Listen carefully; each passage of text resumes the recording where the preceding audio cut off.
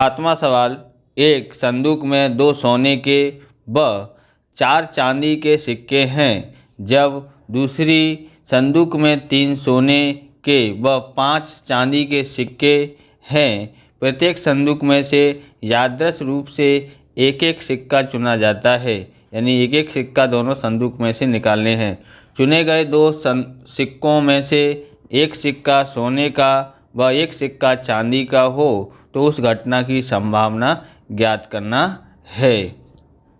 तो ये सवाल थोड़ा कठिन है, आप ध्यान से समझना है इसको। क्वेश्चन नंबर 7 है ये। सबसे पहले देखते हैं पहले संदूक में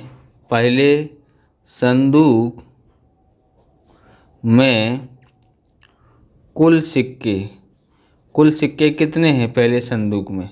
तो पहले संदूक में 6 सिक्के हैं। कितने सिक्के हैं? 6 सिक्के हैं। उसके बाद हम यहाँ पर लिखते हैं जैसे कौन कौन से हैं। गोल्ड है यानी 2 है, और सिल्वर के कितने हैं? तो सिल्वर के हमारे पास यहाँ पर 4 सिक्के हैं। ओके, यानी कि सोने के 2 हैं और चांदी के 4 सिक्के हैं। अब हम लोग यहाँ पर ज्ञात करते हैं दूसरे संदूक में कुल सिक्के। दूसरे संदूक में कितने सिक्के हैं? तो हमारे पास 8 सिक्के हैं।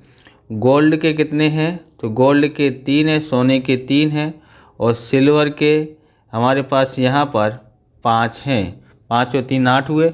अब हमको यहाँ पर और ध्यान से समझना है। मैं 1 नंबर डाल रहा हूँ यहाँ पर, क्योंकि हम लोग यहाँ पर कुछ लिखने वाले हैं। तो पहले संदूक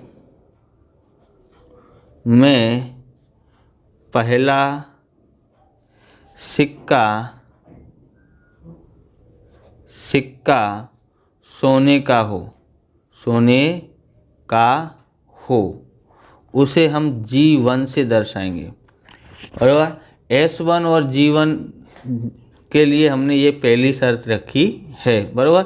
पहले संदूक में पहला सिक्का सोने का हो, उसको G1 से दर्शाएंगे, और दूसरे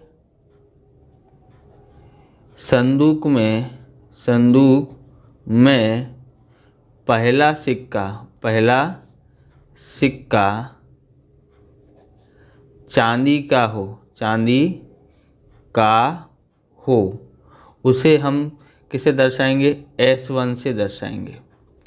अब दूसरा हम लोग यहाँ पर लिख रहे, जैसे G1 और S1 लिखा, ऐसे G2 और S2 लिखेंगे। तो जस्ट इसका उल्टा लिखना है, आपको याद नहीं करना है, आपको यहाँ पर देखना है। तो यहाँ क्या लिखा है? पहले संदूक में पहला सिक्का सोने का हो, उसकी जगह पर हम लोग क्या लिख देंगे? चांदी का हो। बस इतना ही करना है हमको यहाँ पर। तो यहाँ पर लिखते हैं पहले संदूक में पहला सिक्का सोने का था, उसकी जगह पर चांदी का लिखना है, चांदी का हो।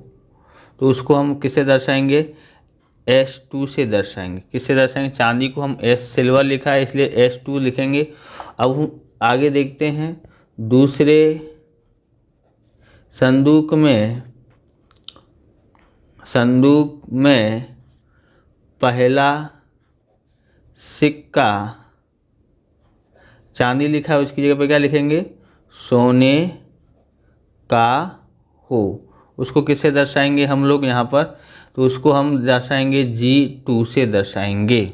ओके, ये दर्शाने के लिए हमने लिखा है, जिससे आपको समझ में आए। आप इस प्रकार के वीडियो देखना चाहते हैं तो डिस्क्रिप्शन में आपको भाग 1 और भाग 2 के अलग अलग चैप्टरों के वीडियो की प्लेलिस्ट की लिंक मिल जाएगी, वहां से आप देख सकते हो। चैनल पर नए, चैनल को सब्सक्राइब और लाइक ज़रूर करना है। आगे देखते हैं क्या कर सकते हैं इसमें। अब हम लोग यहाँ पर प्रायिकता ज्ञात करते हैं। यहाँ से हम क्या कर रहे हैं? प्रायिकता। तो हम लोग यहाँ पर लिखे हैं G1 की प्रायिकता ज्ञात कर रहे हैं। पहले संदूक में पहला सिक्का सोने का हो, सोने का हो। तो हम यहाँ पर ध्यान रखते हैं पहले संदूक में पहला सिक्का सोने का हो, तो हम लोग यहाँ ज्ञात करते हैं Pg1। ओके, तो कैसे ज्ञात कर सकते हैं? तो हमको मालूम है ना, सोने का सिक्का हो, पहले संदूक में सोने के कितने सिक्के हैं? 2, और कुल कितने हैं? 6। इस तरह से हम लोग यहाँ पर 2/6 लिखेंगे। 2 एकम 2 और 2 तिया 6। आ गया समझ में? आगे हम अब आगे लिखते हैं और ज्ञात करते हैं यहाँ पर दूसरा S1 यानी कि दूसरे संदूक में पहला सिक्का चांदी का हो। उसको किससे दर्शाएंगे? दूसरे संदूक में हमने आगे ऊपर लिखा हुआ है, दूसरे संदूक में पहला सिक्का चांदी का हो। ओके, तो हम PS1 ज्ञात कर रहे हैं। तो दूसरा संदूक में हम यहाँ पर देखेंगे, दूसरे संदूक में यहाँ क्या लिखा है? सिल्वर के कितने हैं यानी चांदी के कितने हैं? 5 सिक्के हैं। कुल कितने सिक्के हैं? 8, इसलिए 5/8 बराबर 5/8 बराबर इसकी प्रायिकता 5/8 आती है। आगे दूसरी प्रायिकता ज्ञात करते हैं बराबर। यहाँ पर हम लोग ज्ञात करते हैं S2 भी ज्ञात कर लेते हैं। S2 में क्या बोलता है? पहले संदूक में पहला सिक्का चांदी का हो, चांदी का हो बराबर। S2 मतलब पहले संदूक में पहला सिक्का चांदी का हो, वो ज्ञात करना है। तो यहाँ पर देखेंगे पहले संदूक में चांदी के कितने सिक्के हैं? 4, और कुल कितने हैं? 6, इसलिए 4/6 इसकी प्रायिकता आएगी PS2 बराबर 4/6। 2 1 2 दूनी 4 और 2 तिया 6 इसकी प्रायिकता आ जाती है। ओके, अगली प्रायिकता ज्ञात करते हैं, तो इसको G2 लिखते हैं। मतलब दूसरे संदूक में पहला सिक्का सोने का हो। प्रायिकता का मतलब होता है संभावना बराबर। तो हम लोग संभावना ज्ञात कर रहे हैं। तो यहाँ पर देखेंगे सोने का हो, तो यानी कि अब हम लोग इसकी संभावना G2 की संभावना निकालते हैं। कितनी होगी? 3/8। क्यों 3 आया है? तो देखोगे दूसरे संदूक में पहला सिक्का सोने का हो, तो दूसरे संदूक में सिक्का कितने हैं गोल्ड के? तो 3 हैं, और कुल सिक्के 8 हैं, इसलिए 3/8 लिखा है बराबर। आगे हम देखते हैं, आगे क्या ज्ञात करते हैं? तो 4 की संभावना हमने ज्ञात कर ली है। मैंने प्रायिकता भूल से बोल दी, 10वीं और 12वीं को पढ़ा रहे हैं साथ में, तो प्रायिकता और संभावना एक ही है, अलग अलग मुंह से निकल जाता है। अब देखना है यहाँ पर हमको ज्ञात क्या करना है? मांगी गई संभावना बराबर। तो यहाँ पर ज्ञात करते हैं, तो क्या है? PA ज्ञात कर रहे हैं, घटना A की संभावना ज्ञात कर रहे हैं।